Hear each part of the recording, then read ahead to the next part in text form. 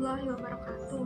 Perkenalkan, nama saya Gusti Mardiati Julfa, NIM 1911111622006. Di sini saya dari kelas A1 PBSI angkatan 2019.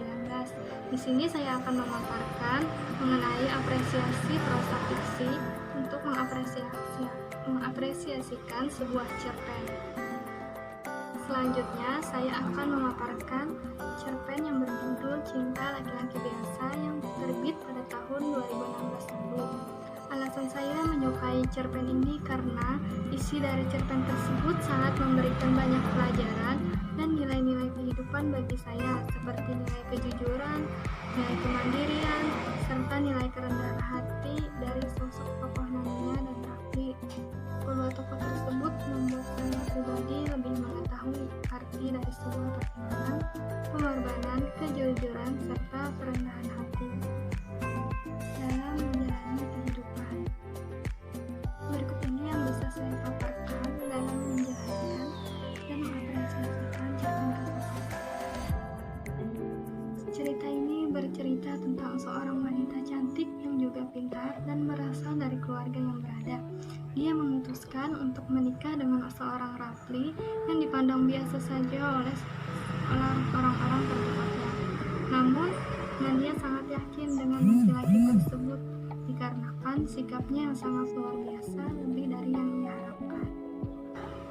Namun, orang tua Nania tetap saja memandang laki-laki tersebut, bahkan menaruh curiga kepada si Rafli tersebut.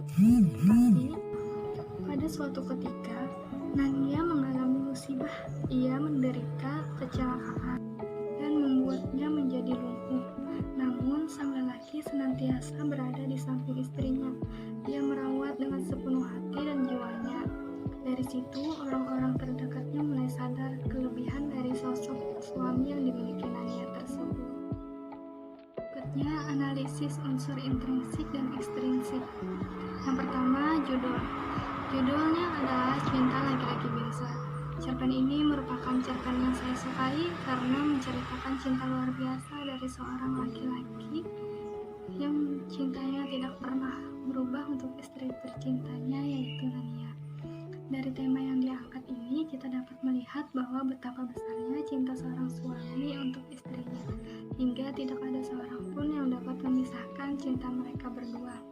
Saya pribadi sangat terharu dengan membaca kisah ini karena betapa beruntungnya jika saya yang menjadi seorang Nania, merasakan betapa besarnya dicintai oleh seorang yang tulus menjaga diri kita sendiri. Dan tokoh dan penokohan. Yang pertama, tokoh protagonis yaitu sosok Nania. Nania merupakan sosok yang pintar, tulus, tegas, dan percaya diri. Sifat pintarnya tergambarkan dengan prestasinya dari ajang lomba busana sampai menjadi juara dalam debat bahasa Inggris. Kemudian sosok antagonis. Antagonis diperankan oleh Papa Nania.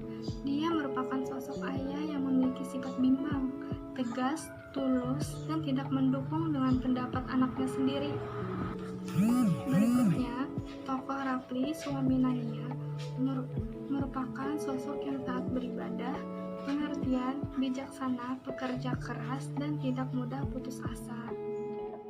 Ya, saya suka dengan alur cerita cerpen tersebut karena alur ini menceritakan dari Nania awal menyukai Rafli yang tidak disukai oleh keluarganya, tetapi akhirnya Nania memutuskan menikah dan mempunyai anak. Pada saat Nania melahirkan anak ketiga, Nania mengalami koma selama 37 hari. Setelah sadar, Nania sakit dan ia harus berada di kursi roda. 20 tahun pernikahan, Nania menghitung-hitung semua anak-anak yang beranjak dewasa, rumah besar yang mereka tempati, kehidupan yang lebih dari yang bisa dia syukuri. Meski tubuhnya tak berfungsi dengan sempurna, meski kecantikannya tak lagi sama akibat penyakit tersebut, meski karir telah direbut dari takdir dari tangannya, tetapi waktu telah membuktikan segalanya untuk Nania, yaitu cinta laki-laki biasa dari Rafli yang mencintai Nania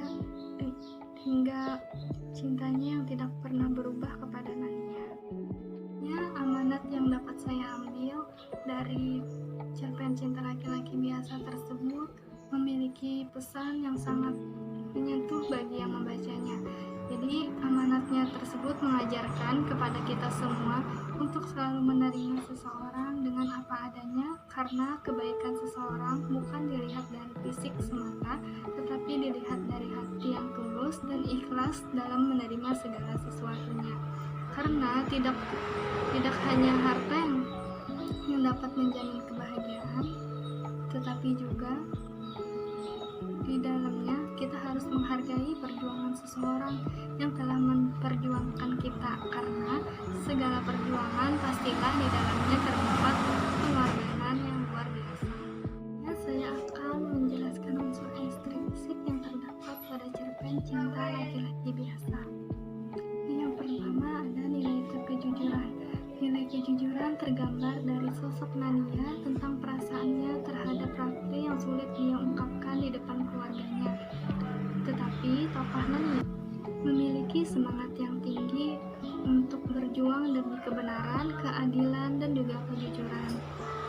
Untuk merealisasikan keinginannya, Nania berani untuk mengambil resiko, karena tokoh Nania memiliki sifat idealisme yang tinggi. Karena tidak semua orang bisa mengatakan yang salah adalah salah, yang benar adalah benar. Dan nilai kemandirian. Nania yakin bahwa tidak ada laki-laki lain yang mencintainya sebesar cinta Rafli. Itu merupakan gagasan yang diutarakan Nania tanpa adanya keraguan. Dia meyakini laki-laki itu yang baik menurutnya. Sikap Nania tersebut menunjukkan bahwa ia merupakan sosok yang mandiri karena dia dapat membentuk penilaian terhadap suatu masalah. Berikutnya, kerendahan hati. Rafli menerima apa adanya dengan keadaan Nania yang sudah tidak bisa apa-apa. Rafli memandang Nania dengan penuh cinta seperti biasa sebelum Nania mengalami kelumpuhan. Rasa yang dimiliki Rafli tidak sedikit pun berkurang untuk Nania. Bahkan dengan ketulusan hati Rafli, dia menjaga Nania dengan penuh kesabaran. Pelajaran yang dapat saya ambil setelah membaca cerpen cerita cinta laki-laki biasa, yaitu cerpen ini sangat memberikan pelajaran yang berharga bagi saya, karena di dalamnya terdapat banyak